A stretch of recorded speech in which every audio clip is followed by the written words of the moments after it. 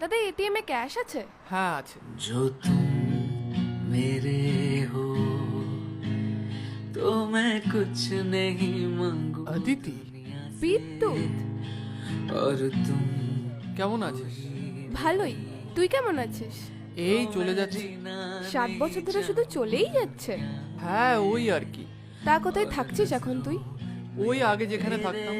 ছাড় না ওসব কথা, বল হাউ লাইফ ইজ গোয়িং। কোথায় আছিস এখন? কলকাতাতেই, সল্টলেকে অফিস, ইউএস বেসড কোম্পানি। আপাতত এইচআর পোস্টে আছি। তুই বল না। ওই যেটা ছিল কন্টেন্ট রাইটিং, কাজকর্ম ভালোই চলছিল, তাই আর জব শিফট করিনি।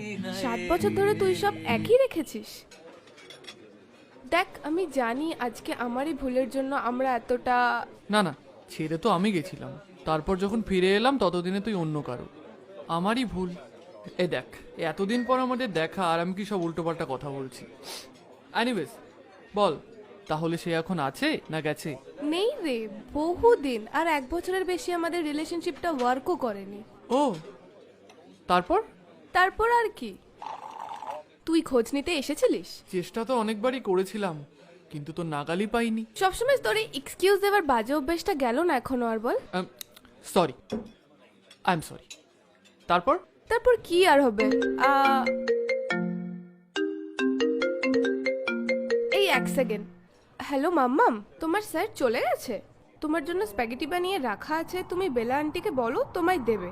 তারপর তুমি একটু বসে গল্প করো, আমি আসছি। হ্যাঁ আমি আসছি। মাম্মাম? মামা মামার মেয়ে, ও নার্সারিতে পড়ে। তা ওর স্যার চলে গেছে, তাই ও আমাকে কল করেছে। তুই বিয়ে করেছিস?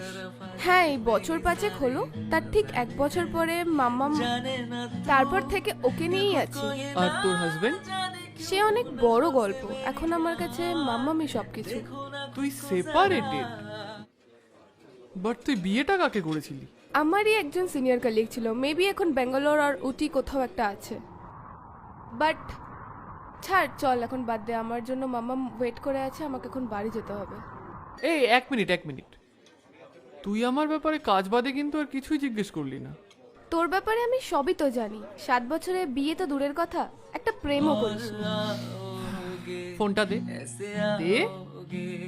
तेरी मेरी क्या ये राहें मंजूरी এই হলো আমার নাম্বার, ইচ্ছে হলেই ফোন করতে পারিস। আমার ফোন বিজি বলবে না।